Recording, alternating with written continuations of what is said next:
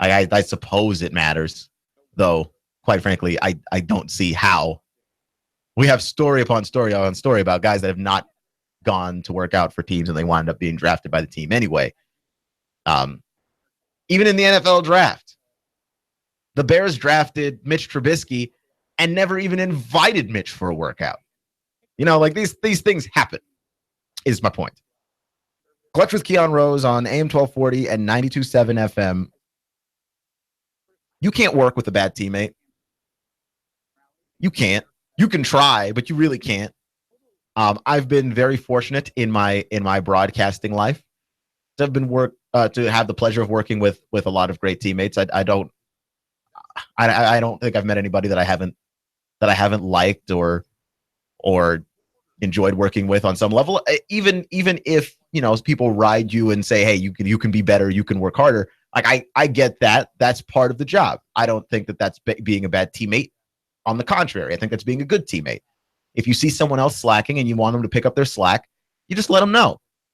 I don't have a problem with that, but I have worked with bad teammates before in my pre-broadcasting life. I used to work at a company, no company that I've worked for in Tennessee. This was back in my Texas days. I used to work for a company, won't say which one, but they I had a coworker, I had a manager that wasn't a good manager. Like, he was awful. And like in terms of dividing the workload, I was doing all of the work. In terms of taking any particular kind of blame, he would shovel the blame on not just me, on others beneath him. And anytime that there was something to be explained about why something went wrong, he was never at fault. Right? It was ridiculous. It was absolutely ridiculous. You cannot work with a bad teammate. They drag you down. They make you feel miserable about coming to work. And it ruins the product. It ruins the work. It ruins the workspace. Everything that can be ruined is ruined when you have a teammate that is bad, right? And so, like, there are a couple of stories in the NFL today just making the rounds that, like, this is some bad teammate stuff, but these are from players in the NFL that we consider to be very good players in the NFL.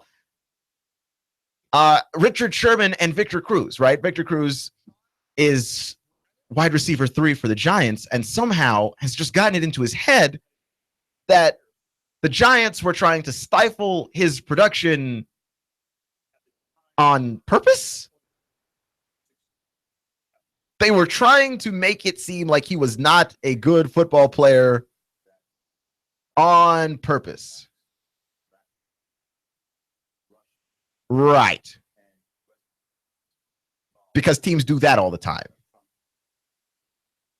Teams do that all the time. They are trying to win football games, but if someone has a chance to help them be better on the offensive side of the ball, and God knows the Giants could have been better on the offensive side of the ball, they just leave that guy out because of petty revenge, right? Because that sounds like a thing that happens in the league, right? And he went on the radio show. I think he went on Sway in the Morning, is what the show was. Music show, good show. They talk about hip hop and stuff mostly, but they were talking to Victor Cruz, and Victor Cruz, they like someone on the show suggested that it might have been something of a conspiracy to shut out Victor Cruz, and he said, "Well, I'm glad you said it and not me," and all this stuff, and then proceeded to backpedal in the worst of ways and say that he did not say those things, that the media was twisting his words out of proportion. Like, no, it's not. If someone says that there was a conspiracy to shut you out and you agreed, that means that you agree that there's a conspiracy to shut you out. No one's twisting your words out of proportion. Okay? The media does a lot of things that's not upfront, but just straight up twisting people's words out of proportion is not one of those things, in large part because there's a check and balance to that. If you are constantly twisting someone's words out of proportion, you're going to be fact-checked by all the other media outlets, and you could potentially lose your job. Like, there's nobody that's doing this on purpose, okay? It's just not happening rampantly on purpose like people suggest that it is. And Victor Cruz, specifically, it didn't happen to him. He said exactly what he said he didn't say, okay? And it's a ridiculous thing to say and suggest that a team was trying to lock you out of production. The fact that Victor Cruz has simply gotten old. He's simply gotten old. Victor Cruz is the old receiver on the team. He's not getting all the touches he wants, but he's no longer getting separation from single coverage. So like nobody's going to throw you the ball. And by the way, he was targeted 72 times last season. 72 targets is plenty targets. He had a solid amount of drops, and a lot of the passes that he caught were passes that were exactly where they had to be, because if they weren't, it was an interception, because Victor Cruz is getting old and he's not getting separation anymore. And I don't know if it's his age or the injury, but he's not separating. Okay, it's not happening. To suggest that someone was locking you out on purpose is untrue. And by the way, there are two better receivers on the team than you. So obviously you're going to get less touches. This is not someone trying to lock you out and make it seem like now we don't like Victor, and that's why Victor's not getting the ball. It's that we've got Odell Beckham Jr. as our starting wide receiver, and we have Sterling Shepard, who's a stud, and we didn't even know he was going to be this good. So we've got two receivers ahead of you on the depth chart. Guess what? You're third best. And he got the third most targets and the third most catches, which is in line with his actual position on the team. Right? Like, there are just people in this world. They are not living in the same world as the rest of us. They are perceiving something else.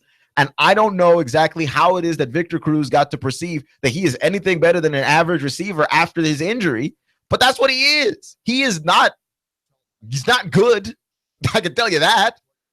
He is about average at this point. And, you know, if he loses any more of a step, he's in bad receiver territory. Right? And like that, when you talk about that, and then like he threw Eli Manning under the bus because the Eli Manning memorabilia scandal that happened, where Eli may or may not have been selling off scuffed up equipment, like equipment that they had scuffed up to sell as though it were game used equipment, even though it had not seen any game time whatsoever, which I don't really even see the big deal with that. Like, that's a non-story. I did not even talk about it on this show because I could not understand the point of it. But regardless, that was a scandal that was happening. And then Victor Cruz threw Eli Manning under the bus and said, well, you need to come clean about all of this stuff. Well, then come to find out through a series of emails that the quote about Eli Manning selling game-used stuff is, I mean, that stuff was taken out of context. And when you read it in the context of all the emails that Eli provided, it looks like Eli's clean on that one. It looks like he's that's not something that he did, and that overwhelmingly all the stuff that he gave was actually game used stuff. Not that it even matters and is a big deal at all, but he was telling the truth. He was clean, he was honest, he didn't have anything to hide, he didn't hide it, he was exonerated. But to have your teammates say, hey man, you're dirty, just fess up, bro, and say that to the media is really just some bad teammate level stuff, man. It really is. And I don't know which is worse, that or the Richard Sherman story that ESPN provided, where Richard Sherman apparently cannot let go of Seattle's Super Bowl loss, and specifically takes it out on Russell Wilson that they lost in that Super Bowl. Now, you remember how that Super Bowl went, right? Like, that Super Bowl went like this. The waning seconds of the football game, they are on the 1 yard line. They have Marshawn Lynch, possibly at that point, the hottest, most productive, most powerful running back in the game. And on the 1 yard line, decided to throw a pass that resulted in an interception. Right? And everyone on earth, everyone watching that football game decided, hey, guess what? We are going to run the football here. Like, everyone on earth saw that this is a running play. This is an obvious Marshawn Lynch running situation, because Marshawn Lynch is the kind of player that even if you know it's a Marshawn Lynch run, the whole point is try and stop this. You probably can't. You probably can't. Interception, game over, Super Bowl lost, and Richard Sherman has basically been calling Russell Wilson trash ever since that moment. Right? And so they were practicing in the June after that Super Bowl, and Russell Wilson throws an interception to Richard Sherman, upon which Richard Sherman intercepts the pass and throws the ball back to Russell Wilson and yells at him, "You effing suck," which I don't know which is worse, right? The Victor Cruz, I'm underhanded. I'm going to suggest a lot of things about our locker room that may or may not be true. And I'm going to say these things to the media and not you. Or the Richard Sherman, I'm straight up going to tell you that I think you're horrible. I think all the bad things that have ever happened to us are your fault. And you need to get better. You need to get better. Now, I personally am not shocked that this is happening because it has been my personal belief, again, my personal belief, that Russell Wilson is something of a phony. I don't know what it is. Whenever Russell Wilson says anything, I don't believe him. I don't believe him. And he seems like a good guy. He's got his head on straight. He says the nice things. I just don't believe it. It comes off as this fake humble. And I don't like fake humble. I like actual humble. Like if you actually believe that you know, in your humility, go on and be humble. But like if Cam Newton suddenly started saying humble stuff, it would be weird. I wouldn't believe him, and I would despise it. I would despise every second of it. Because that's just not who he is. Like, if you're cocky, arrogant, got the swagger, show your swagger. Like, I don't have a problem with it. But, like, I'm looking at Russell Wilson, and I'm like, man, I know that there's some arrogance in there. He won't say it, but I know it's in there. I do know it's in there. Like, a guy that's humble, that's not fake humble, that's Joe Flacco. Joe Flacco is legitimately possibly the most boring person in football. What stories could you write about Joe Flacco? Like, I feel like being a Baltimore Ravens beat writer would be the single worst assignment in the NFL. What could you actually write about Joe Flacco? He is inherently a boring person. I mean, there's no humility there. He's just boring. Like, Russell Wilson could be more interesting. I don't think he's boring. But when you've got games like they had the game against the Rams last year, they lost 6-3 or whatever it was.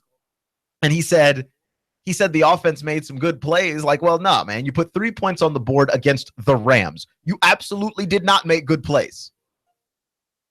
I don't know that maybe you could say that they weren't bad, but I can promise you that they weren't good.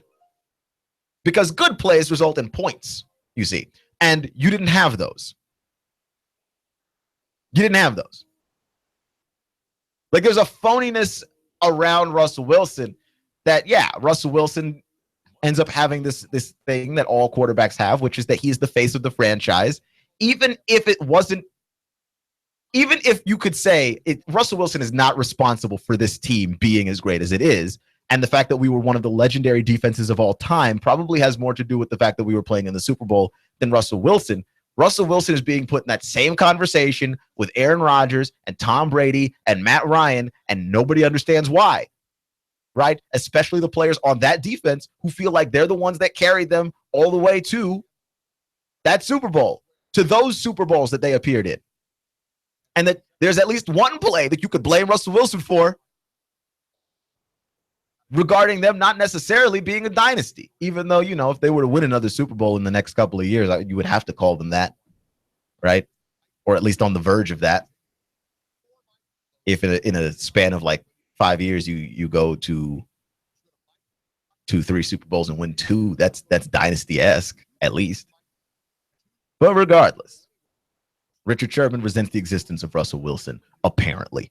And how is that even remotely shocking? Right? Like, Richard Sherman is looking at all these guys on defense. Like, they've constructed an all-time great defense. It would be like if the Broncos went back to the Super Bowl and won the Super Bowl and Trevor Siemian was the quarterback and we gave all the credit in the world to Trevor Siemian and just failed to recognize Von Miller or any of the other great parts of that defense, right? This isn't a situation where it happened with Peyton Manning, and Peyton Manning was clearly old and decrepit by the time they got to that Super Bowl. because Peyton Manning at least has the legacy of being Peyton Manning. People respect the name Peyton Manning, right? Like, we're supposed to respect the name Russell Wilson. Why? For the cup of coffee you've been in this league? But I've been saying the ring counting game is dangerous for that reason. Guy wins the Super Bowl. He may not even have been the biggest part of that Super Bowl, and we still have to go give him all the credit. And now look at it. All his teammates are mad, and his locker room is sour. Clutch with Keon Rose on AM 1240 and 92.7 FM. Nooga Radio, AM 1240, 92.7 FM. Chattanooga's best kept secret, Boyd Speedway. Come see the fastest dirt late model drivers in the South compete for a purse every Saturday night. Pit gates open at 3, grandstand opens at 5. Racing starts at 7. Bring the whole family for a night of fun as they tear it up on the dirt track. Go to BoydSpeedway.net and check out the Dirt Simulator. BoydSpeedway.dirtsimulator.com. Chattanooga's best kept secret, Boyd Speedway. Fun-filled, outrageous racing. We'll see you Saturday night. The UCRA Crate Late Model Event. Limited late models, crate late models, sportsman, hobby, and street stocks. Boyd Speedway. Competent, kind, caring, knowledgeable, experienced, great listener, great negotiator, in touch, accessible. If these are the characteristics you want and need in a realtor, you want and need Thomas DeMoss of Keller Williams Realty. Thomas is a very gifted realtor who puts the client's needs first. Whether you're buying or selling a home, Thomas is the realtor of choice. Thomas will help and guide you through each step of this very important process. For many of us, the purchase of a home is one of our largest investments and most important family and financial decision. Let Thomas use his 10 years of experience in the Chattanooga real estate market to give you the advantage you need when buying or selling a home. Buying a house? Thomas can help you navigate the emotional and somewhat anxious process of buying a home. For those of you who want to sell a house, Thomas uses his marketing and negotiating experience to help you sell your home for top dollar. Thomas is a local resident, raising his family here in Hamilton County. He knows the area very well. For many agents, real estate is a job. With Thomas DeMoss, it's a passion and what he loves to do. Call Thomas today for a no-obligation consultation. He makes the process as simple as possible. Call 423-364-0028 and visit his website, northriverpropertygroup.com. Picture that curl of steam rising from your fresh-made pizza. And in a flash, let it take you aloft, teasing all your senses. I'm talking about Jet's Pizza. If you eat out at Jet's in Hickson or take home your steaming deep dish square pizza, you'll love Jet's. They use only the best ingredients in a family recipe. Also try the cheesy bread, wings, chicken, or bread with bacon, antipasta or Greek salad. Jet's Pizza at Buy Low near the S-Curves. Open till 10 p.m. Sunday through Thursday and 11 p.m. Friday and Saturday. You can order online or have it delivered. jetspizza.com. That's jetspizza.com. Or call them now. They'll have it ready when you get there. 757-1616. That's 757-1616. Jet's Pizza, the best pizza in town. 3600 Hickson Pike. Life is short. Eat better pizza. Let's get Jet's. Final expenses, funeral cost, cemetery lots, unpaid medical bills, probate cost, debts. Debts are due and payable upon death of debtor. Will these costs produce a burden and hardship on your loved ones? Who will be responsible? How will they handle them? These costs can total many thousands of dollars, only compounded greater with the grief of losing a family member. A sure way to provide for these costs is with an affordable life insurance from Covenant Group Insurance and Financial Services. Covenant Group is a local company with local agents. Covenant Group still makes house calls. Covenant Group only represents A-rated companies. With many options to offer, Covenant Group can accommodate almost any budget. Great discounts for good health and plans available for impaired risk. Call today for a free, no-obligation consultation in the convenience of your home. Call Steve or Jada at 423-855-8484. Call today, 423-855-8484.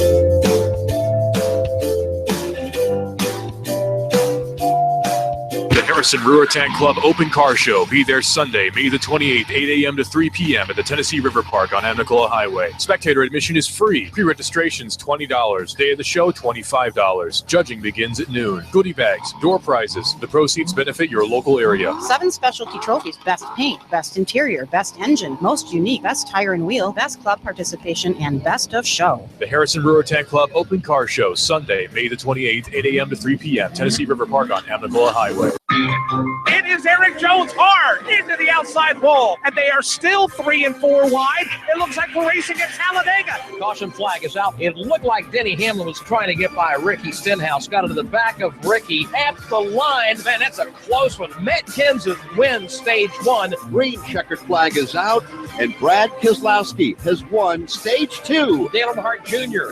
into the wall. That will bring out the caution. Caution waving once again. And again, it's Dale Earnhardt Jr. involved. Oh, trouble. Ty Dillon has gotten turned to the inside of the racetrack, and Clint Boyer has just nailed him. Matt Kenseth falling back. The field storming by. Something wrong. Now we see sparks from Kenseth's Toyota. Larson chucks him off. Coming off turn number 2. Nose to tail. Now it's Logano to the high side in 3. Joey Logano, a winner here at the Richmond International Raceway. Here at Live on Chattanooga's official NASCAR radio station. Nooga Radio, AM 1240, 92.7 FM. The voice of NASCAR.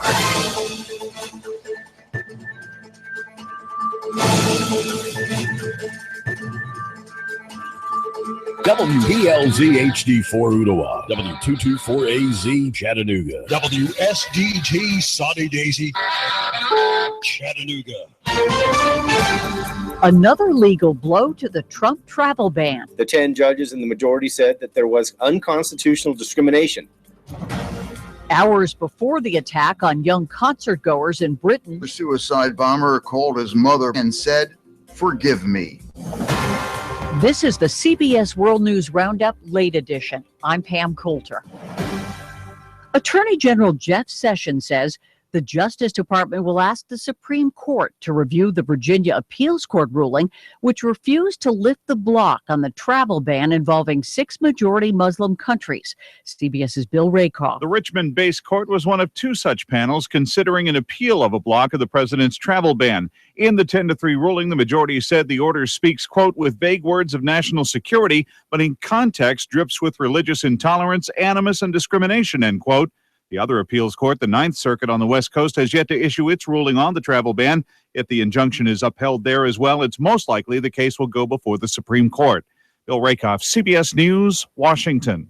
As Britain remained on high alert following the Manchester concert bombing, we're learning more about the alleged attacker. CBS's Larry Miller has more. Hours before the suicide bombing in Manchester that killed 22 people, Salman Abidi phoned his mother in Libya and said, "Forgive me." According to a Libyan anti-terror official, during questioning, the mother said Abidi left Libya for England 4 days before the bombing and called one last time on the day of the attack to say goodbye. There was royal consolation for young victims of the attack. You had enjoyed the concert, presumably. Yeah, it was really good. Was it? Yeah. Mm-hmm. Queen Elizabeth visited a children's hospital where some of the injured are being treated. In Brussels, President Trump urged NATO leaders to step up their game against terrorism. President Trump said this week's carnage in Manchester is an example of the evil terrorists represent. Wherever they exist in our societies, we must drive them out and never, ever let them back in. At his first NATO summit, the president called on the group to expand its focus to include terrorism and immigration. We must be tough, we must be strong, and we must be vigilant. Mr. Trump heads next here to Sicily for more talks with U.S. allies at the G7 summit. A new Pentagon report says despite a U.S. airstrike, it was ISIS-placed explosives that brought down a building in the Iraqi city of Mosul, killing more than 100 civilians. Brigadier General Matthew Eisler. Neither coalition nor CTS forces knew that civilians were sheltered within the structure. Stocks advanced across the board on Wall Street today. The Dow was up 70 points. NASDAQ rose 42, and the broader S&P was up 10. Now this. 2 little tablets can make your thin hair feel and look thicker and fuller, guaranteed, or your money back. Viviscal is the #1 drug-free hair growth supplement in the U.S., with 1 box being sold every minute globally. It's clinically researched to promote existing hair growth for men and women, and now a 90-day supply of Viviscal is offered in your area with free shipping. Call 800-350-6342. Viviscal nourishes thinning hair from within. You'll love your hair growth results, guaranteed, or your money back. Just pay return shipping and handling. Viviscal is so effective, it's recommended by doctors. Here's Dr. John Laura. As a dermatologist, I feel confident recommending Viviscal. It's backed by 25 years of research and multiple clinical studies that demonstrate Viviscal's effectiveness in promoting the growth of thicker, fuller hair. Want to try Viviscal? Every listener that calls now gets a 90-day supply with free shipping. 800-350-6342. 800-350-6342. That's 800-350-6342. Republican Greg Gianforte, frontrunner for Montana's open congressional seat, is charged with assaulting a reporter on the eve of today's voting. CBS's Barry Peterson talked to voters there. Elizabeth Green said a congressional candidate should act the way she teaches her son Sam. It's important to keep your hands to yourself. If a candidate for Congress can't do that, then definitely doesn't deserve to have that position. Doug Steiner voted for Gianforte. The incident did not change his mind. I've heard too many versions of it, and I'm not sure what happened. No offense, sir, but I don't trust the media much. CBS News has confirmed that Jared Kushner, the president's son-in-law, is under scrutiny in the FBI probe of Russian meddling in the 2016 election and whether there was collusion with the Trump campaign. Investigators are looking into meetings Kushner held in December with Russia's ambassador and a banker from Moscow. You're listening to the CBS World News Roundup. 3, 2, 1. Chattanooga Radio, AM 1240 and 92.7 FM's news now. A Chattanooga man was shot in his home by an as-yet unknown assailant who barged in and demanded money.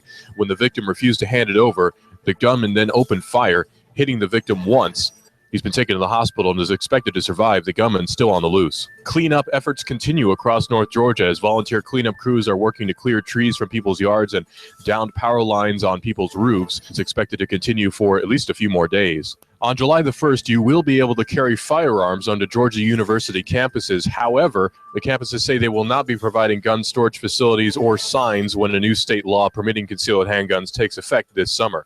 The law officially takes effect on July the 1st, just before Independence Day. TN not quite ready yet. TN ready scores will not be available until after report card scores come in. Russell Stroud, Nooga Radio News, now. In-depth traffic, news, and information. Mornings on Nooga Radio, AM 1240 and 92.7 FM. Expect mostly clear skies to continue through your nighttime. Comfortably cool again, lows into the lower 50s. For Friday, a beautiful day. Lots of sunshine, warmer highs near 85. For Saturday, becoming partly cloudy, a slight chance of a late shower or storm, highs 85 to 88. Get ready for Riverbend, June 9th through the 17th, featuring discounted admission now at Area Circle K locations, savings on tokens at Food City, with the latest information at riverbendfestival.com. And I'm Sworn Sheen 12 Chief Meteorologist Patrick Hoare. On Nooga Radio, AM 1240 and 92.7 FM.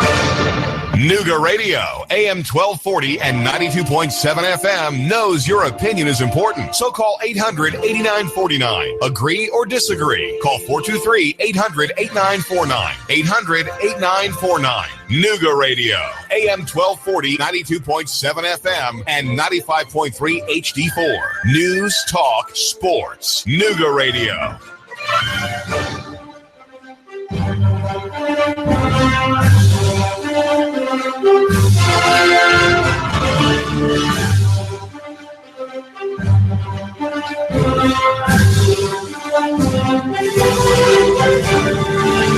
Hello, Chattanooga. You're listening to AM 1240 and 92.7 FM. Clutch with Keon Rose. I'm Keon Rose. Thank you for joining me today. This is hour number 2 of the show. Hour number dos. Deux. Those are all the numbers that I can say in different languages. And I was thinking about the Dallas Cowboys. I had a hard time getting that one out. I was thinking about the Dallas Cowboys. I'm a Redskins fan, so I don't think about the Dallas Cowboys often, but Dak Prescott makes you think about the Dallas Cowboys. Because, let's face it, the Cowboys were looking for a successor to Tony Romo for actually ever.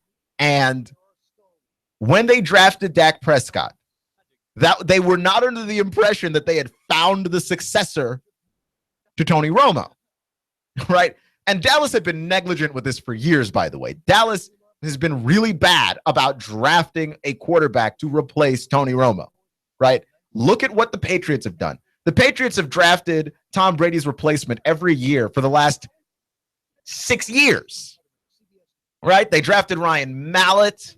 They've drafted Jimmy Garoppolo. They drafted Matt Castle. Like, they've been ready to replace Tom Brady forever, because there has to be life after Brady. There just has to be. I mean, the expectation is, yes, you lose arguably the greatest quarterback of all time, you ought to decline a lot. But if you draft his replacement, maybe you don't decline so much that you're not a contender anymore. Right? Like the 49ers were able to do that with Joe Montana and draft his replacement in Steve Young. I don't think that they were as good with Steve Young as they were with Montana, but Joe Montana wasn't going to play for another 10 years. You had to draft somebody else. The Cowboys were bad at this, right? Like even the Steelers draft Josh Dobbs, and they draft Josh Dobbs knowing that the guy is intelligent, the football IQ is high, the athleticism is there. If for any reason Ben Roethlisberger, who, because he is the prima donna diva Ben Roethlisberger, for any reason, if he decides to do the whole Brett Favre, will he, won't he thing, if they feel like they've got another guy in the quarterback room, they're going to move on from him. The idea that you have to replace your starting quarterback in a league where that's the most important position should not be that shocking. And yet the Dallas Cowboys never did it. And the one quarterback that they do manage to draft was not a guy that they ever thought that they would rely on, and they lucked into him being good. Absolutely lucked into him being good.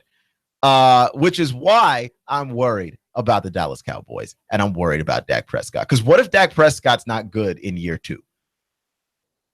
It's possible. It's possible. It's not crazy. I'm not saying something that's crazy, right? The Patriots drafted Matt Castle to be their replacement for Tom Brady. And then Tom Brady gets his ACL torn up, and he misses the season. And Matt Castle goes 10-6. They go 10-6 without Brady, make the playoffs, win the division anyway. Right? Like, they looked really good with Matt Castle, and Matt Castle went to the Chiefs, and Matt Castle looked really good that next season with the Chiefs too. It was every season after that one. Right? Like, what is the time frame in the NFL where a quarterback can no longer deceive you? Because a quarterback can deceive you for a year, right? There's a long list of quarterbacks that played 1 year and deceived us. Colin Kaepernick, and Robert Griffin III, and Matt Castle. Like, we've been deceived by quarterbacks before. You could be deceived by a quarterback having one good year.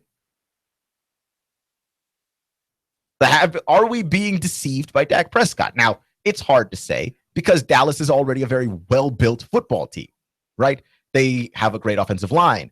They drafted Ezekiel Elliott, who we may have had questions about how good Dak could have been. I thought Dak was going to be fine. But we knew Ezekiel Elliott was going to be great day one. Like, you open up the box and take your Ezekiel Elliott out, and you're great, right? He's brilliant. They had Dez. The wide receiving core is pretty solid. They don't have a great defense, but they have a good defense. Everything about Dallas was already good, so you drop Dak in the middle, and Dak was a game manager for the first 3 games. They didn't let Dak Prescott do anything for the first 3 games. And we heaped lots of praise on this guy after 2 weeks, and he didn't throw a touchdown pass. And it wasn't his fault, by the way. Like, they did not allow him to, because they didn't have the faith in him. He's just some rookie. He's some rookie we drafted in the 3rd round, and we did not expect anything from him. And oh my gosh, he might be good. He's a rookie. How good is Dak Prescott, really? Right? We don't know. He threw 23 touchdowns last year. So that's good. Right? Like 23 touchdown passes in year 1. That's pretty solid. Nice touchdown to interception ratio by the end of the season, 23-4. Completed 67% of his passes. So he's in that range there of a very accurate quarterback. But again, Dak Prescott was not asked to take a whole lot of risks through much of the first part of the season. I would say about 5 weeks Dak Prescott was a game manager,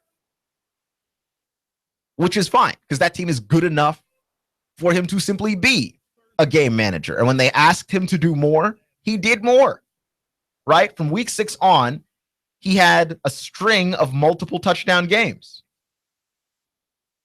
where in the first 5 weeks, he only had one game against San Francisco. Right? Like, so he's been good. My question is, we've got a year of film on Dak Prescott. We know what he likes to do. We know what he doesn't like to do. Do we have another stellar year out of Dak? Do we have an improvement? Do we have a decline? Do we have a regression? Because no matter what you say, 1 year is only 16 football games plus the playoffs. So we got 17 football games to see how good is Dak Prescott really? Right? And for almost half of those games, Dak Prescott was a different guy, right? Like for almost half of those games, for 5 of the 17, he was a game manager. He controlled the clock. They really relied on Ezekiel Elliott a whole lot more. Dez Bryant did not get involved. Like there was a whole chunk of the season where we were wondering, like, what has happened to Dez Bryant? Dez Bryant and Dak Prescott do not have the same connection that Tony Romo and Dak Prescott had. And that is because Dak Prescott is simply not as aggressive a passer. Right? And also I think his back shoulder throws could use some work. Right? Which he's possibly working on that this offseason anyway. I'm just saying. And in year 1, that is why. Because Dak Prescott is a gigantic, big-bodied receiver. If you throw the ball up there, in large part, he will come down and get it. And Dak Prescott was not great at putting the ball at where only Dez could go get it. Right? So to me, I'm looking at the Cowboys, and I'm looking at them very hard. It's very likely that the Cowboys just go ahead and win the division again. I actually think the Eagles might wind up winning it. But the point is, how good is Dak Prescott in year 2? I don't know. I do not know. I have no idea. How good is he? How good can he be again? Now that we know, now that we've seen you, because Robert Griffin III was Rookie of the Year, and he deserved it, and he looked brilliant, right? Like that guy looked like he was going to be an unstoppable force in the NFC East. He was going to give defensive coordinators headaches forever. And then defensive coordinators are like, "Oh yeah, no, this guy really can't read a defense, and he's not as big as Cam, so you get your hands on him. You can hurt his body a lot." And that was the end of Robert Griffin III. Like that was short. And they asked Robert to do way more out of the box than they ever asked Dak to do. But also, Dak, as I mentioned before, plays on a better team, a more complete team. The Redskins were not a complete team, and they pretty much heavily relied on Robert Griffin when he was a rookie because they had no other choice. The Cowboys have choices. If Dak regresses a little bit, they don't have to rely on him. He is not the franchise. Not yet. Right? If they continue winning and they put a little bit more on his hands and he starts to gain that experience, because every time you go out and take a snap under center, you gain more experience by nature of the job. Every time you go out and do that, guess what? You get a little bit better and a little bit better. So he's going to gain that experience. And he's going to gain experience on a team that doesn't need him to be great right away. And he's already proven that he's not garbage. So, which to me is, by the way, that's the biggest hurdle that a rookie quarterback has to clear is he a garbage quarterback or is he not a garbage quarterback? Because people need to know right away. And people aren't so keen on the patience here, right? Like the clock is ticking on Jared Goff. Do we know if Jared Goff is trash or not? I don't know. But he looked like trash last year, so the clock's ticking. Because the patience of waiting to find out how good Jared Goff can be, people do not have this patience. They do not have it. Clutch with Keon Rose on AM 1240 and 92.7 FM. So Dak Prescott, he's cleared the first hurdle. He's a good quarterback. Can he be much better than this? right? Can he be much better than this? Because the questions start to come up at some point when you go to a certain point where you go to the playoffs, but you're not winning in the playoffs. We start to ask these questions. We start to ask, how good is this guy really, right? Like the Bengals thought they found a guy in Andy Dalton. Andy Dalton's been nothing but good for Cincinnati. He's had some bad games. He's had some powerfully average games, and he is himself a powerfully average quarterback. But you never ought to ask yourself, is Andy Dalton, can we do better than Andy Dalton? Like you can, but it's hard to. It's hard to find another quarterback playing really good football. But at the same time, Andy Dalton really hasn't gotten any better. That's what I think the Cowboys really want out of Dak Prescott is, boy, we got this kid out of Miss State, and we didn't expect him to be this good, but can he get any better than this? Because if this is what Dak Prescott is, you'll be fine as long as you're able to maintain the structure of this football team, which with contracts and drafting, it's difficult, right? Like every season's not going to be, we have the best offensive line in football. We have Dez Bryant, one of the best receivers in football, and we have a good defense. Like every season's not going to be that. Oh, and we have Ezekiel Elliott. One of those components is going to falter a little bit from season to season, and you would like your quarterback to step up and be better when that happens. That's all I'm saying. We got to talk about Kevin. We got to talk about Kevin Durant. Kevin Durant is, by the way, one of my favorite basketball players in the league. And for years, by the way, there was not a LeBron versus Michael Jordan conversation. There was a LeBron versus Kevin Durant conversation, and a lot of people were taking Durant. And I was one of those people taking Durant. I like Kevin Durant a lot. I think he is a great basketball player. I'm a Kevin Durant fan. If he goes anywhere, I watch him play. I like to watch him play League Pass in the middle of the year. Kevin Durant is a guy I enjoy watching to play basketball here. And we've seen in the minds of a lot of people the gap between LeBron James and Kevin Durant widened to the point where like the only person that LeBron James has to overcome is Michael Jordan. And so people would be upset if Kevin Durant somehow won a title. They would be upset if he won a title because he went to a team that was already a title caliber team. They would be upset if Kevin Durant won a title because it would ruin the whole LeBron James, Michael Jordan argument that we have so wonderfully romanticized at this point in LeBron's career. And I think that's strange. I think it's very, very strange. I think it's strange we don't talk about Kevin Durant more because you realize he's the second best player in the league, right? And I'm sure that we look at it and we see the stars of people rising and falling and rising and falling. Kevin Durant's been the second best player in the league for a very long time now, right? Even the year that Steph won the MVP, both years, you could have given it to LeBron. And the year that Kevin Durant was healthy, you could have given it to Durant too. You really could have. Kevin Durant is a better basketball player than Steph Curry.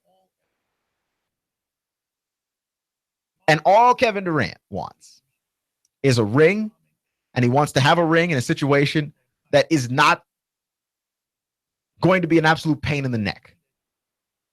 So he went to the Warriors, right? He went and got himself a good job. And we are mad at this guy for going out and getting himself a good job, even though that's literally what everybody's mom tells them when they leave the house. That's what my mom told me when I left the house and I went to go to college. And the whole reason why she helped me pay for college and all these things to try and keep all the student debt and loans off of my back, which I still ended up catching some, but not as much as I could have because my mom helped me out and I love her for it. And the reason why all of that is my mom was like, go out and get you a good job. when you're done with school, you need to go out and get a good job. I'm doing this for you so you can go out and get a job that makes some sense. And all Kevin Durant did was go out and get himself a good job because he was in a place where the coworker that he was working with, kind of a hothead, very temperamental, and possibly just a little off kilter, just a little crazy. Where there was not necessarily an offensive system that allowed him to play the style of basketball he wanted to play, in an efficient manner. And, you know, it's also not fun losing in the Western Conference Finals every year. It's just not. Right? It's so crazy to me. It's so crazy to me. Because he's the second best player in the world, and we talk about this guy like he's not the second best player in the world. And like it's not visibly obvious. Like it's still obvious. Kevin Durant had a play the other night where he chased down, blocked somebody on the Spurs, because at that point, like, there wasn't anybody on the floor that any of us recognized, right? Like Tony Parker's gone, Kawhi Leonard's gone, David Lee's gone. LaMarcus Aldridge was still playing, I suppose, but like he wasn't playing well.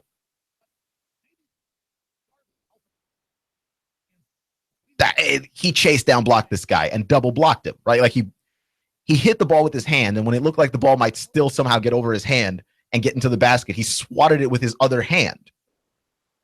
And outside of LeBron, like who else in the league can even make that play? Right? He's been nothing but a defensive juggernaut for this basketball team since he showed up. He doesn't get any credit for that. We call him a wuss because he took the easy way out.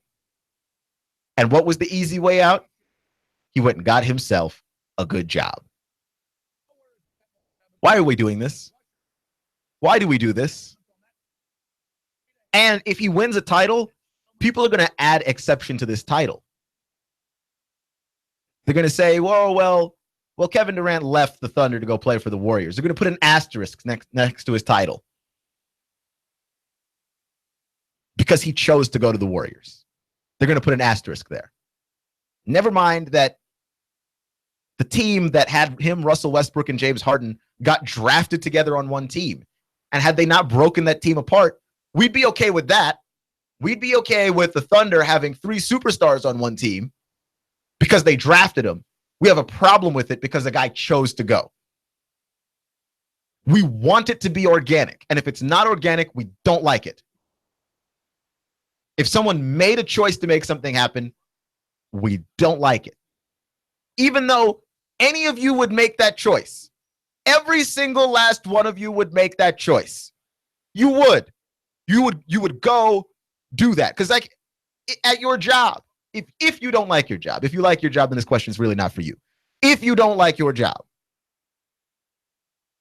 and I offered you a job in the same industry, right? And I said, the work is easier. Your fellow employees are nicer. And it's in a better part of town. You're telling me you don't take that job? You're telling me you don't take that job, right? Your boss is nice. Your teammates are great. They have this system set up so that it's more efficient for you to do your job. You're telling me that you'd love the struggle of the harder job? That's what you want? You want the grind of the more difficult job. That's not what you want. None of you would take the more difficult job, the harder job, the job with less support. None of you would take that job. You understand? Absolutely none of you would take that job. You would take the easy job with the nice coworkers. Why do you expect him to do something different than what you would do? That is insane. That is absolutely insane. Clutch with Keon Rose on AM 1240 and 92.7 FM. Our phone number is 800-8949, 800-8949. If you want to call in with the comments and questions, we're going to recap the show here in a little bit. And I have another question about the Warriors. They better not lose.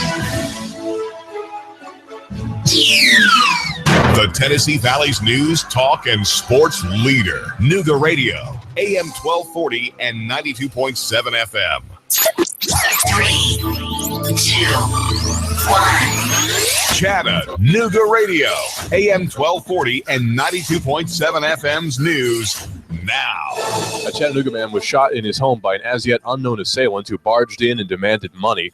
When the victim refused to hand it over, the gunman then opened fire. hitting the victim once. He's been taken to the hospital and is expected to survive. The gunman's still on the loose. Cleanup efforts continue across North Georgia as volunteer cleanup crews are working to clear trees from people's yards and downed power lines on people's roofs. It's expected to continue for at least a few more days. On July the 1st, you will be able to carry firearms onto Georgia University campuses. However, the campuses say they will not be providing gun storage facilities or signs when a new state law permitting concealed handguns takes effect this summer. The law officially takes effect on July the 1st, just before Independence Day. TN not quite ready yet. TN ready scores will not be available until after report card scores come in. Russell Stroud, Nooga Radio News, now. In-depth traffic, news, and information. Mornings on Nooga Radio, AM 1240 and 92.7 FM. Expect mostly clear skies to continue through your nighttime. Comfortably cool again, lows into the lower 50s. For Friday, a beautiful day. Lots of sunshine, warmer highs near 85. For Saturday, becoming partly cloudy, a slight chance of a late shower or storm, highs 85 to 88. Get ready for Riverbend, June 9th through the 17th, featuring discounted admission now at area Circle K locations, savings on tokens at Food City, with the latest information at riverbendfestival.com. And I'm Sworn Sheen 12 Chief Meteorologist Patrick Ward on Nooga Radio AM 1240 and 92.7 FM. Need windows? Hey folks, do you need new windows? Good news. Window Depot of Chattanooga has a great special going on right now. 10 high-quality, energy-efficient double-hung vinyl windows installed for only $29.90. That's right, 10 double-hung vinyl windows, only $2,990. And yes, they qualify for the TVA rebates. Call 894-0011. Window Depot of Chattanooga today, located at 5950 Shalford Road. Call 894-0011 today.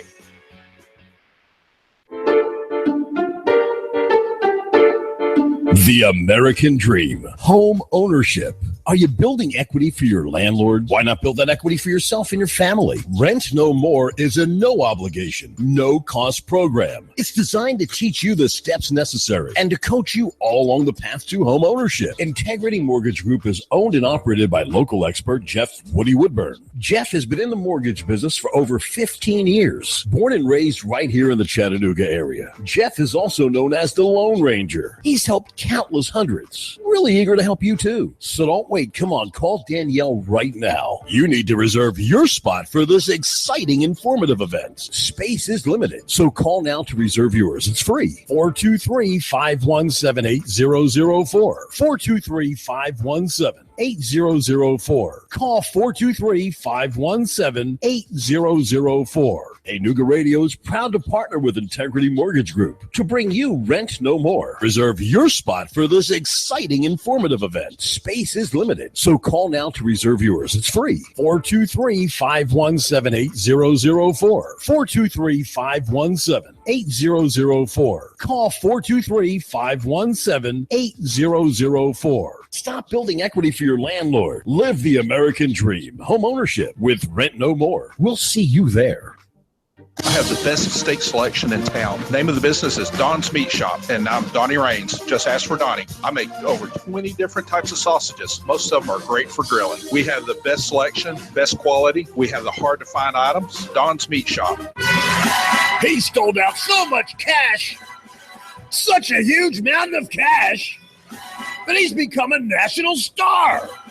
Rick Davis. You know the story. Cash, cash, cash, and more cash. People can't believe it. They want to see it. And now Rick Davis has a new TV show. National TV, USA and Canada. He's got the gold and silver, diamonds and rings. You get dizzy just thinking about it. Rick's selling. Rick's buying. Cash, cash, cash, and more cash. And now a mountain of cash catching the Hollywood spotlight. You know where it is. Brainerd Road. Rick Davis, Gold and Diamonds. Cash, cash, cash, and national TV cash. That's really big. Everyone wants to see it. Money flying out the door. Rick Davis is America's jeweler. It's better than Hollywood. It's right here. Cash, cash, cash, and more cash. Rick Davis, Gold and Diamonds. Brainerd Road. You love me.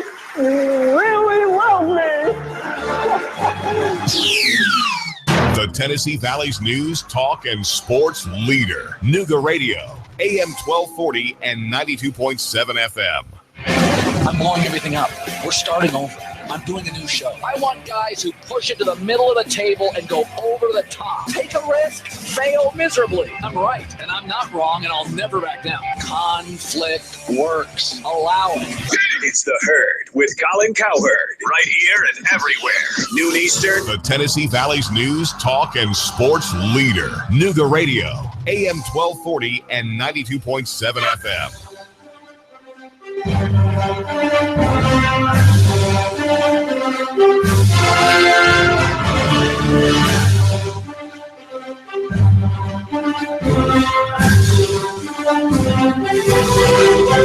Now, they released those college football over-unders last week. Clutch with Keon Rose on AM 1240 and 92.7 FM. And I told you, this is why Vegas does it. I mean, we're not trusting the number that Vegas gives us. Vegas is not trying to give you the actual wins. They don't care about that. What they're trying to do is find the line that you would find acceptable for wins and losses for a team and pose to you the question over or under.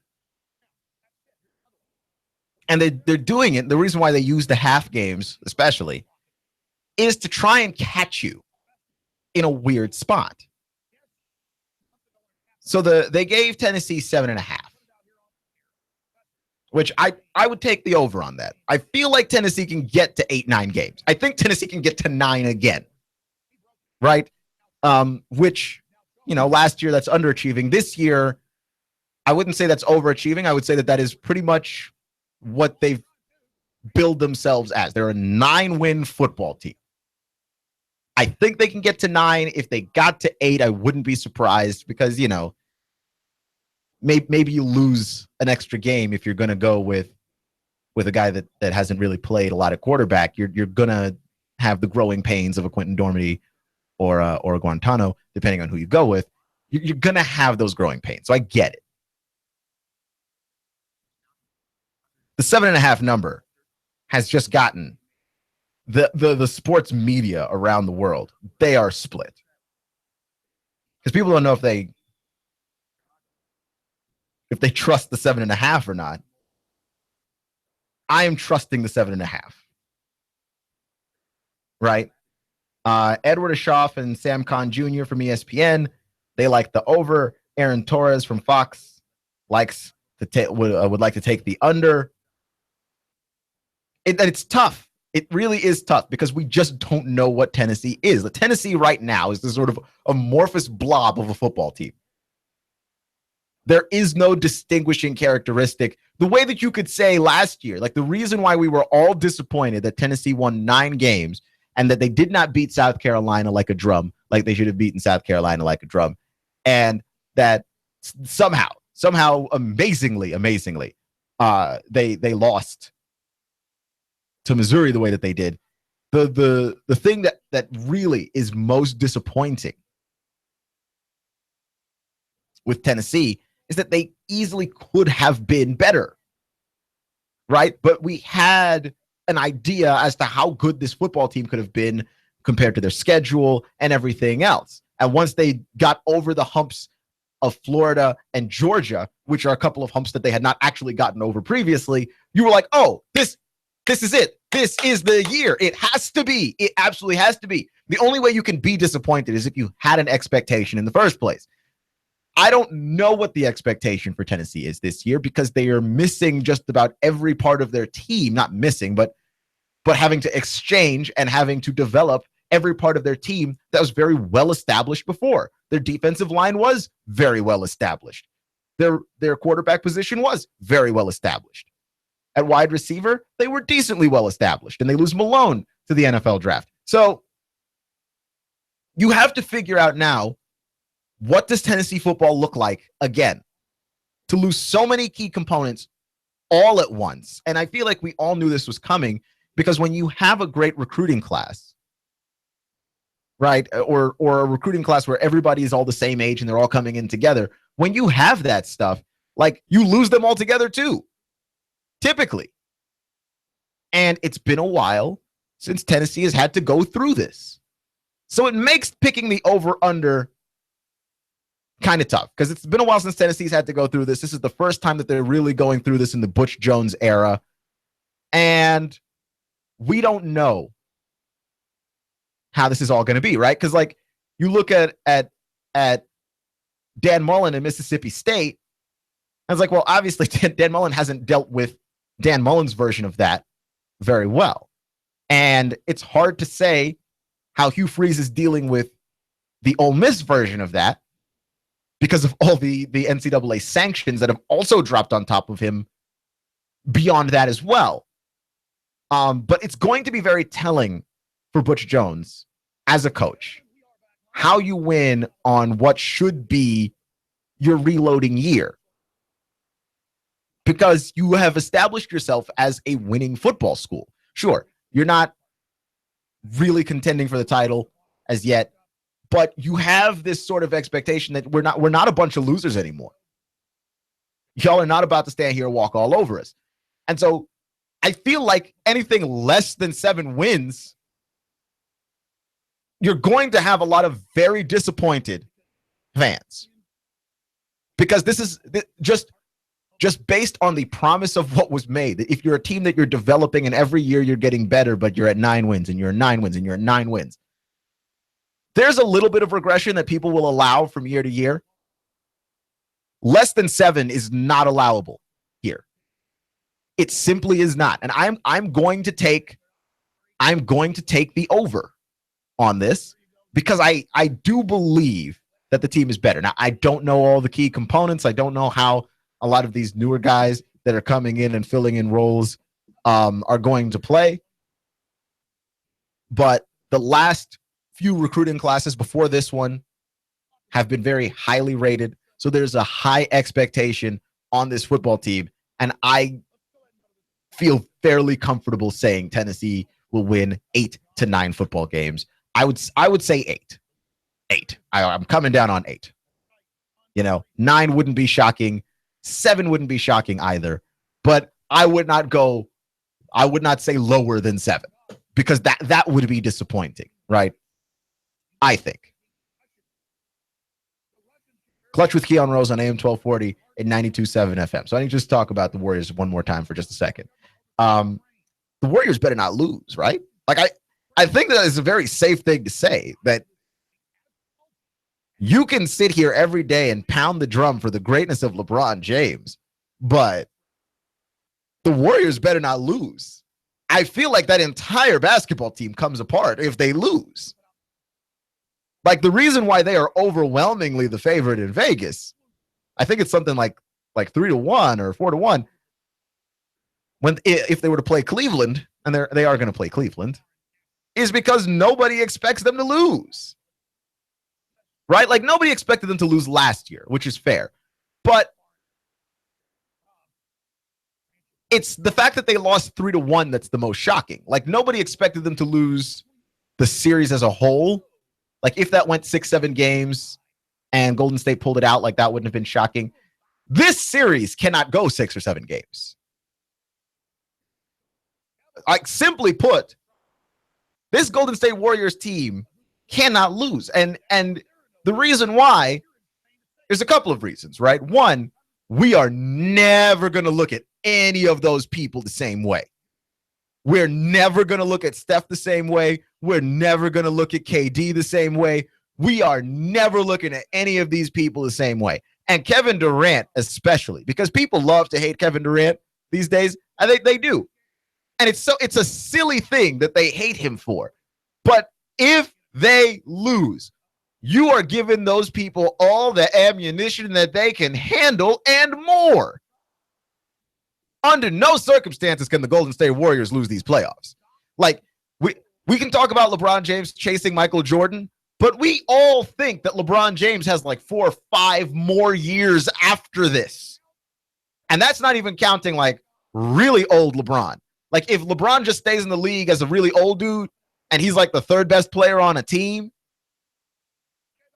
and somehow wins a title that way, like, it'll all count towards his legacy. Like, wow, we got LeBron James another title somehow. Like, it'll all count.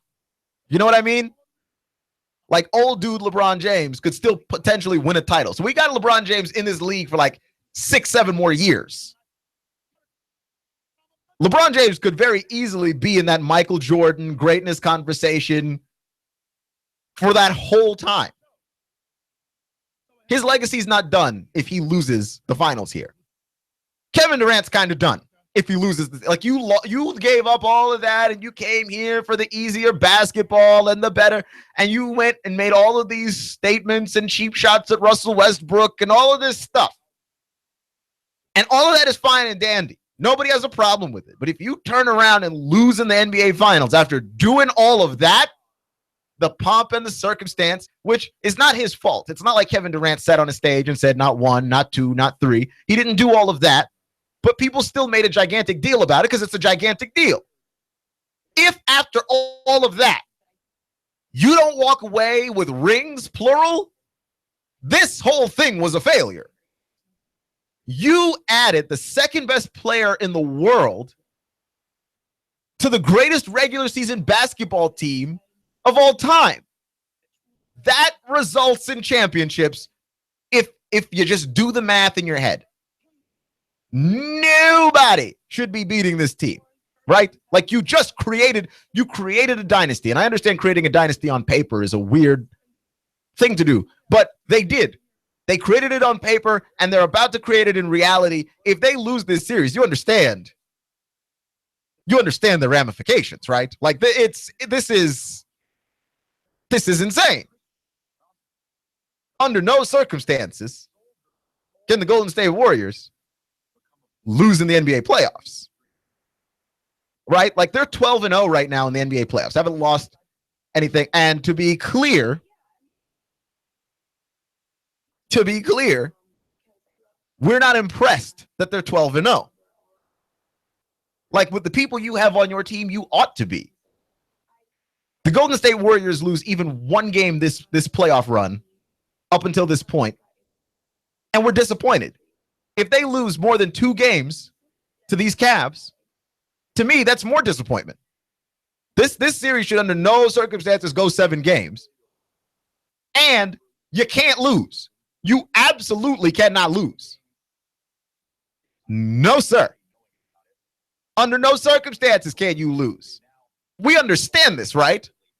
There's no way. Clutch with Keon Rose at AM 1240 and 92.7 FM. We will never look at any of these people the same. And especially Kevin Durant. Like, we will never look at that guy in the same light ever again. And then, of course, the second reason that they can't lose is that we don't have to blow up this whole team. Like, there's Steph's a free agent, Kevin Durant's a free agent, and people overreact to losses in championship series. Like, you got all the way to a championship series. What you're telling me is you can't do it again if you keep the same team together? This is not a team of old guys. This is not a bunch of old guys. Kevin Durant's 30 soon. Steph's going to be 30 soon. Draymond's 27. Clay is in his 20s. Like, all the guys are in their primes. This is not a team of old dudes. The window is still very large if they keep this thing together. But I feel like there's going to be some kind of knee-jerk overreaction. Either Durant will be gone or Curry will be. And the team's too good for any of that to happen. Like, just literally too good for any of that to happen. Clutch with Keon Rose on AM 1240 and 92.7 FM. So here's our recap of the show. Michael Vick said some very smart things about Colin Kaepernick, which is that the reason that Colin Kaepernick has no team has got less to do with Colin Kaepernick's political stances, though I imagine that does play some part of it, and more to do with the fact that Colin Kaepernick is not a great fit for like most systems in the NFL. That despite the fact that the NFL complains constantly about what the product is that the college football is giving them, most NFL teams have not acquiesced to this, and they're still looking for your traditional drop back pocket passer.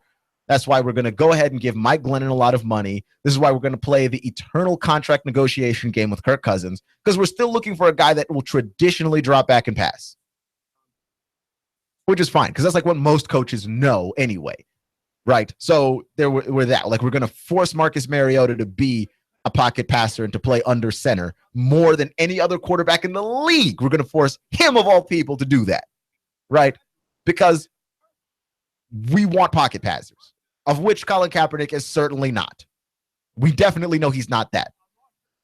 So the reason why he hasn't found a team is because he hasn't found a good fit. All the teams with openings don't want that kind of quarterback, and the teams that do have that kind of quarterback don't have openings, right? Like Seattle does not have an open.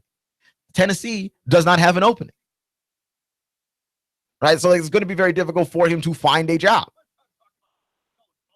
And he should probably just bump on ahead and go to Seattle. I thought that was very insightful by Michael Vick. Can we fat shame people in sports? Is it okay to, first off, is fat shaming a really serious thing? Or is it a lot of people who can't take a joke, right? And to which I say, fat shaming is an actually serious thing. You can make someone feel like legitimately less of a human being because of their weight or because of their size, their height, their whatever, right? Like short guys get made fun of constantly, tall women get made fun of constantly. Like just who you are is wrong. And once society has decided that, your self-worth goes right along with whatever it is the society says. And you know, it's a real thing that happens. I feel like, though, we've maybe taken the body shaming thing just a little bit too far, because we've got Aly Raisman outraged at the airport that a person did not notice her biceps.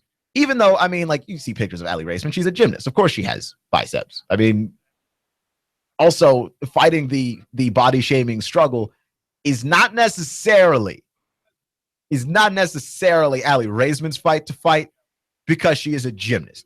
And because she is a gymnast, she has a level of fitness that necessitates, at least on some level, an attractive body in the way that other people are not necessarily being mocked and ridiculed for.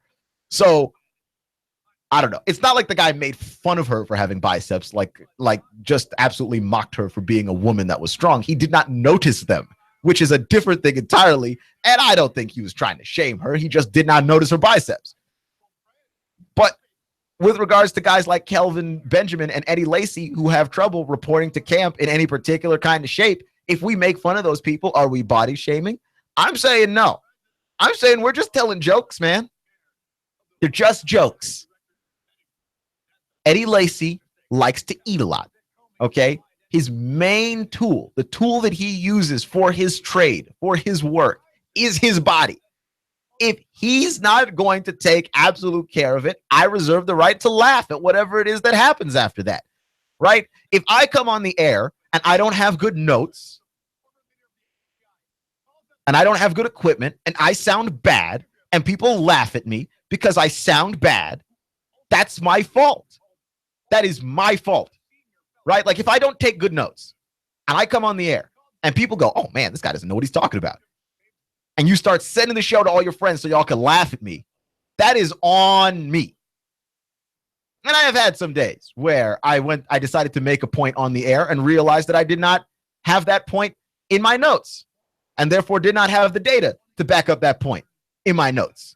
And did I sound awful? I'm sure I did. It happens. But then when people laugh at me, I've got to be able to take it. I think that's completely fair. Right? Like I like to listen to Sean Hannity when he talks about what's his name? Alex. Yep. Well, see, there you go. Here's a moment you can laugh at me right now. And he's talking on the radio and he doesn't know what it is he's talking about. Like he's waiting for callers to call into the show because he hasn't done enough prep. He doesn't have enough confidence on the air. And so he has not necessarily figured out what Alec Baldwin. I don't know why I couldn't remember his name. Alec Baldwin. Alec Baldwin tried to do talk radio for a little bit, and it went as horribly as you thought that it was going to go. Look it up. Alec Baldwin desperately trying to find a caller on the air to bail him out because he did not have anything that he actually wanted to say. Didn't have anything that he wanted to say. You can laugh at that because he was unprepared to work and he fell apart.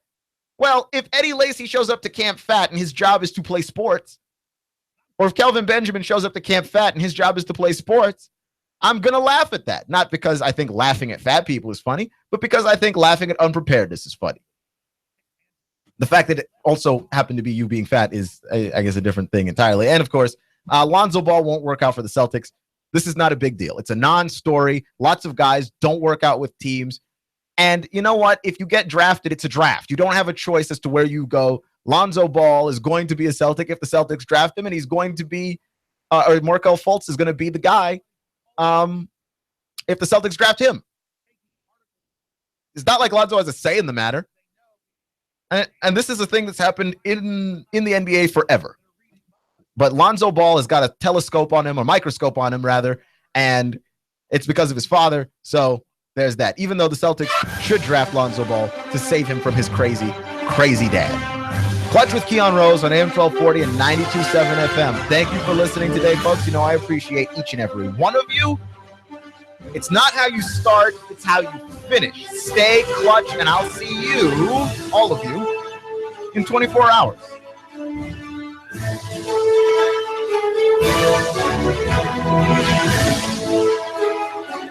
Nooga Radio, AM 1240, 92.7 FM. Chattanooga's best kept secret, Boyd Speedway. Come see the fastest dirt late model drivers in the South compete for a purse every Saturday night. Pit gates open at 3, grandstand opens at 5. Racing starts at 7. Bring the whole family for a night of fun as they tear it up on the dirt track. Go to BoydSpeedway.net and check out the Dirt Simulator. BoydSpeedway.dirtsimulator.com. Chattanooga's best kept secret, Boyd Speedway. Fun-filled, outrageous racing. We'll see you Saturday night. The UCRA Crate Late Model Event. Limited late models, crate late models, sportsman, hobby, and street stocks. Boyd Speedway. Competent, kind, caring, knowledgeable, experienced, great listener, great negotiator, in touch, accessible. If these are the characteristics you want and need in a realtor, you want and need Thomas DeMoss of Keller Williams Realty. Thomas is a very gifted realtor who puts the client's needs first. Whether you're buying or selling a home, Thomas is the realtor of choice. Thomas will help and guide you through each step of this very important process. For many of us, the purchase of a home is one of our largest investments and most important family and financial decision. Let Thomas use his 10 years of experience in the Chattanooga real estate market to give you the advantage you need when buying or selling a home. Buying a house? Thomas can help you navigate the emotional and somewhat anxious process of buying a home. For those of you who want to sell a house, Thomas uses his marketing and negotiating experience to help you sell your home for top dollar. Thomas is a local resident, raising his family here in Hamilton County. He knows the area very well. For many agents, real estate is a job. With Thomas DeMoss, it's a passion and what he loves to do. Call Thomas today for a no-obligation consultation. He makes the process as simple as possible. Call 423-364-0028 and visit his website, northriverpropertygroup.com. Picture that curl of steam rising from your fresh-made pizza. And in a flash, let it take you aloft, teasing all your senses. I'm talking about Jets Pizza. If you eat out at Jets in Hickson or take home your steaming deep dish square pizza, you'll love Jets. They use only the best ingredients in a family recipe. Also try the cheesy bread, wings, chicken, or bread with bacon, antipasta or Greek salad. Jets Pizza at Buy Low near the S-Curves. Open till 10 p.m. Sunday through Thursday and 11 p.m. Friday and Saturday. You can order online or have it delivered. JetsPizza.com. That's JetsPizza.com. Or call them now. They'll have it ready when you get there. 757-1616. That's 757-1616. Jets Pizza, the best pizza in town. 3600 Hickson Pike. Life is short. Eat better pizza. Final expenses, funeral cost, cemetery.